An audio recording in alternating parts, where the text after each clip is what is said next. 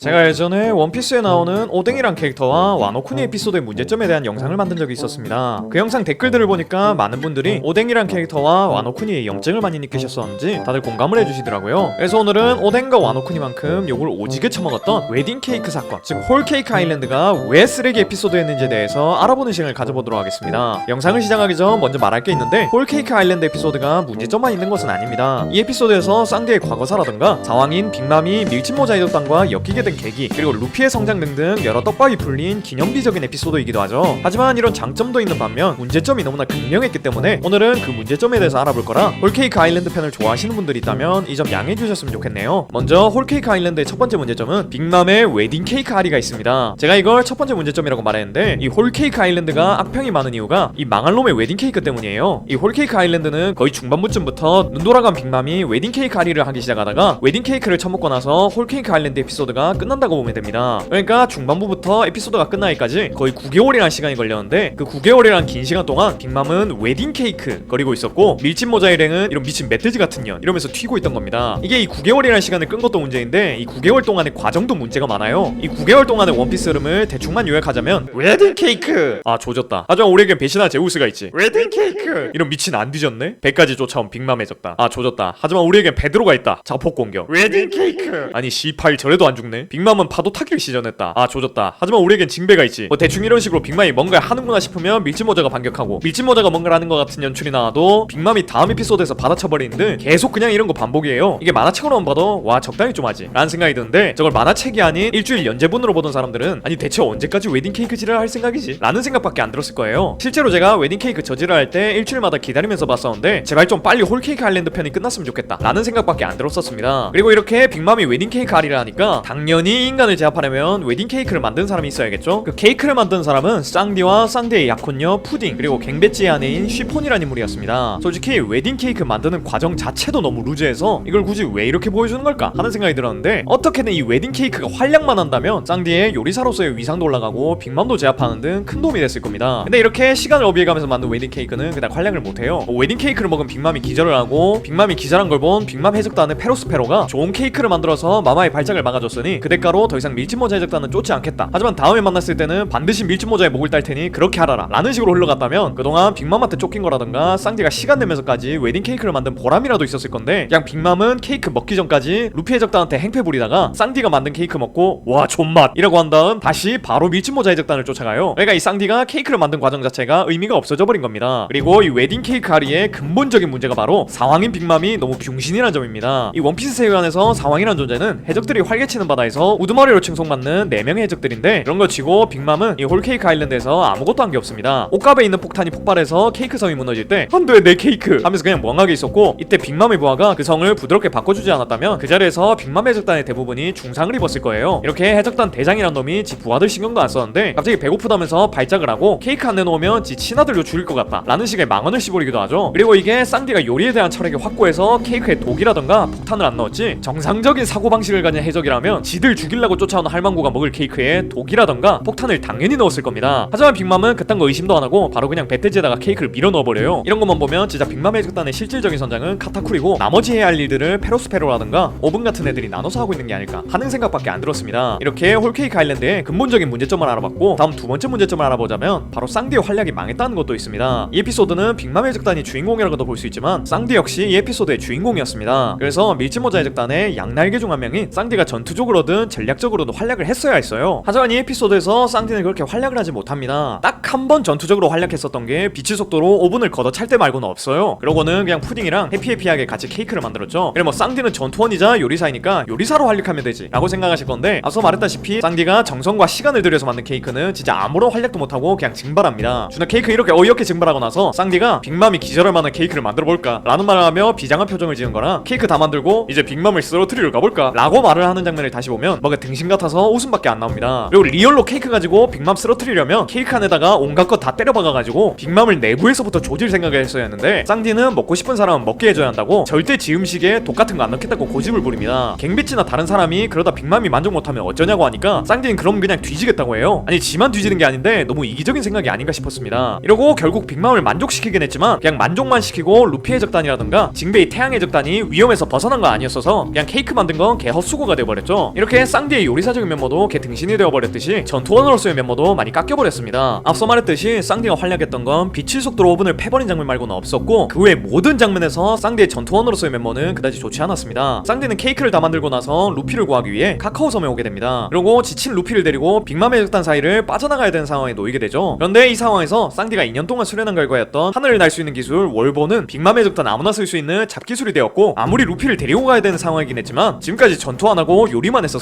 체력이 잘 보존된 쌍디가 빅맘의 적단 조모래기들 상대로도 아무것도 못합니다. 이런 등신같은 쌍디가 답답했던 제르마 더블식스가 도움을 줬고, 쌍디는 지가 혐오하던 제르마 더블식스의 도움 덕분에 겨우겨우 빅맘의 적단의 포위를 뚫을 수 있던 거였죠. 이렇듯 이 에피소드의 또 다른 주인공인 쌍디는 결과적으로 봤을 때 그냥 루피의 적단 잠시 떠났다가 아무것도 안 하고 돌아온 인물이 되어버린 겁니다. 이 쌍디의 문제 말고도 문제점이 더 있었으니 홀케이크 아일랜드의 세 번째 문제점, 그건 바로 악마의 열매의 단순화입니다. 원래 원피스의 악마의 열매란 것은 열매마다 다른 특성이 있었고, 그 특성을 악마의 열매 복용자가 얼마나 잘 활용하냐에 따라 승부가 갈렸었죠. 근데 이 홀케이크 아일랜드 들어오면서부터 이게 좀 이상해지기 시작했습니다. 우선 여러분들 비스킷 열매라던가 할짝할짝 열매라는 악마의 열매를 들으면 어떤 생각이 드십니까? 딱 봐도 전투용으로는 별로일 것 같지 않나요? 하지만 무장색의 팩이란 설정과 저 디저트 열매들이 합쳐져 버리니까 뭔 말도 안 되는 사기 열매가 되어버립니다. 뭔 비스킷 열매로 만든 병사들은 무장색이랑 만나게 되니까 엄청난 내구성을 자랑하는 병사가 되어버렸고, 그 병사를 계속해서 만들 수 있는 비스킷 열매의 복용자 크래커는 루피를 애먹게 만들었죠. 할짝할짝 열매도 비슷하게 사탕으로 뭐든 만들 수 있는 열매라는 식으로 활용되었습니다. 이렇듯 열매의 특성 따위는 사라지고 무장색만 있으면 무슨 능력이든 압살할 수 있게끔 단순화되어버렸죠. 그리고 이것 말고도 자연계, 초인계, 동물계로 나뉘어진 악마의 열매 구분도 좀 모호해졌습니다. 여기서 빅맘의 적단의 부선장이라고 볼 수 있는 카타쿠리는 쫀득쫀득 열매라는 것을 먹었는데, 이 열매는 떡을 만들어내는 능력의 열매입니다. 그리고 이 열매의 구분은 초인계로 되어 있죠. 원래 원피스에서 초인계란 자신의 몸을 변형하거나 주변 사물에 영향을 주는 식으로 표현되어 왔는데, 이 쫀득쫀득 열매는 초인계임에도 불구하고 자연계처럼 표현이 됩니다. 이 카타쿠리가 루피의 공격을 회피할 때의 모습을 보면 마치 자연계가 공격을 회피하듯이 공격을 흘려버리고, 공격을 할 때도 자연계가 공격을 하듯이 주먹을 분해해서 날려버린 모습이 나와요. 이 덕분에 원래 초인계 열매는 취급이 자연계보다는 아래였는데, 쫀득쫀득 열매가 초인계임에도 이런 것들이 가능해지다 보니까 초인계가 제일 사기인 거 아니냐 라는 말이 나오기도 했죠. 근데 솔직히 말하자면 실실 열매 때부터 초인계의 재평가가 이루어지긴 했습니다. 근데 이런 말도 안 되는 능력들이 나오게 된 건 빅맘의 테마 자체가 홀케이크 아일랜드, 즉 디저트 왕국 컨셉이다 보니까 빅맘의 간부들이 전부 다 디저트 계열 능력을 지닐 수밖에 없었고, 이 디저트 계열 능력이 전투에 안 어울리긴 하지만 그렇게 되어버리면 빅맘의 간부들이 너무 약해져 버리다 보니 팩이란 설정을 최대한 활용해서 열매들의 능력을 좀 단순화시킨 게 아닐까 하는 생각이 듭니다. 뭐 이렇게 최대한 양보하면서 생각을 해봐도 2년 전 3대장의 자연계 능력의 위험이라던가 NL의 번개번개 열매의 위용을 보다가 뭔 비스킷이랑 사탕들로 루피 일행을 압도하고 있는 걸 보니 좀 어이가 없긴 했습니다. 다음 홀케이크 아일랜드의 네 번째 문제점은 너무 많은 캐릭터가 등장했다 라는 것도 있습니다. 이 홀케이크 아일랜드에서는 수많은 빅맘의 아들과 딸이 등장하는데, 그 중에 활약한 캐릭터도 있겠습니다만 대부분이 활약도 못하고 그냥 퇴장해버려요. 하다못해 삼장성 중 한 명이라는 스무디라는 캐릭터는 뭐 아무것도 한 게 없이 그냥 주스만 짜다가 퇴장을 합니다. 그래서 이 스무디는 일하기 싫어한다는 근무태만 밈도 있죠. 아무튼 이렇게 비중이 좀 있어야 하는 삼장성 중 하나도 존재감이 없는데, 나머지 캐릭터는 있어봤자 얼마나 있겠습니까? 그리고 여기다가 쌍디와 푸딩의 결혼식에 뒷사회의 제왕이라는 6명의 캐릭터가 나오는데, 여기서 스튜시와 신문사 사장 모르간즈를 제외하고는 대체 왜 나왔는지를 모를 만큼 비중이 없어요. 그러니까 셀 수도 없이 많은 캐릭터를 등장시켰고, 그 중에는 뭔가 비중 있는 것처럼 등장시켰는데 그냥 아무것도 없이 퇴장한 캐릭터들도 많았다는 거죠. 여기다가 플러스로 굳이 왜 등장을 했고 왜 비중도 받아갔나 하는 캐릭터도 있는데, 그게 바로 플란페라는 캐릭터입니다. 전 개인적으로 얘가 왜 있었는지를 모르겠어요. 그냥 뭔가 루피의 각성제 겸 루피 상대로 압도하고 있는 카타쿠리를 너프시키려고 등장시켰던 것 같은데 좀 불필요한 캐릭터이지 않았나 하는 생각이 들었습니다. 그냥 루피가 카타쿠리 상대로 싸우다가 카타쿠리의 패기를 따라잡고 카타쿠리가 그를 인정하며 결국 진지하게 싸운다는 식으로 가도 됐을 것 같아요. 다음 홀케이크 아일랜드의 다섯 번째 문제점은 루피의 적단에 사이코패스와도 있습니다. 밀치모자의 적단은 홀케이크 아일랜드를 빠져나가는 과정에서 페드로가 희생을 했고, 파운드와 팩홈즈라는 캐릭터도 그들을 위해 희생을 해줬으며, 루피의 적단의 완전한 탈출을 위해서 징베와 태양의 적단 그리고 제르마 더블식스가 빅맘의 적단에게 목숨을 걸고 항전을 하였습니다. 심지어 이 모든 사실을 루피와 그의 동료들은 알고 있었고 눈앞에서 그들이 항전하는 걸 지켜보기도 했죠. 그러니까 보통의 인간이라면 홀케이크 아일랜드를 완전히 빠져나갔을 때 태양의 적단을 걱정하는 모습을 보인다거나 그들 덕분에 우리가 살아서 나올 수 있었다 라는 식으로 좀 어두운 분위기가 조성됐어야 했어요. 하지만 홀케이크 아일랜드를 완전히 벗어난 루피의 적단은 진심 개 뜬금없이 웃으면서 밥 타령을 했고, 쌍디는 웃으면서 그들에게 해물볶음밥을 해줍니다. 그러니까 어인 해적단이 지들을 위해서 목숨 걸고 싸우고 있는데, 이 사이코패스 해적단은 그것 따윈 까먹고 해물볶음밥이나 처먹고 있는 셈이 되는 거죠. 솔직히 이건 이야기의 흐름을 왜 이딴 식으로 만든 건지 아직도 이해를 할 수가 없는 부분이긴 합니다. 다음 마지막 여섯 번째 문제점은 카타쿠리와의 전투 역시 좀 부자연스러운 점이 많다는 겁니다. 루피는 빅맘의 적단의 오른판인 카타쿠리와 1대1 대결을 펼치는데, 처음엔 말 그대로 카타쿠리에게 압도를 당합니다. 그러다가 갑자기 카타쿠리의 도넛 마이정 이후로 조금 비비든가 싶다가 다시 압도를 당하게 되죠. 이게 실제로 만화를 봐도 루피는 카타쿠리에게 진짜 쉴 새 없이 쳐맞았고, 카타쿠리는 어쩌다가 한 번씩 맞은 수준이다가 자해 한 번 하더니 마지막에 승리한 건 그 자해한 상처를 노려서 때린 루피였습니다. 물론 루피는 주인공이니까 이런 보정 정도는 이해해야 하는 거 아니냐라고 말한 분들도 있을 겁니다. 하지만 루피는 로브로치와 싸울 때도 거의 호각으로 비비다가 이겼고 도플라밍고도 기어 포스로 잠시 압도하는 순간이 있다가 결국엔 승리하였으며 그렇게 압도를 당했던 크로코다일에게는 두 번의 패배 끝에 겨우겨우 이겼었습니다. 그에 반해 이 카타쿠리 같은 경우는 너무 압도만 당하다가 급작스럽게 이긴 게 아닌가 하는 생각이 들더군요. 하지만 이 홀케이크 아일랜드 자체가 총체적 난국인 에피소드라 이런 자잘한 부분들은 넘어가졌고 카타쿠리의 간지 충만한 캐릭터성 때문에 좀 그냥 넘어간 감이 없지 않아 있던 것 같네요. 아무튼 이렇게 6가지 정도가 홀케이크 아일랜드의 문제점이라고 볼 수 있을 것 같습니다.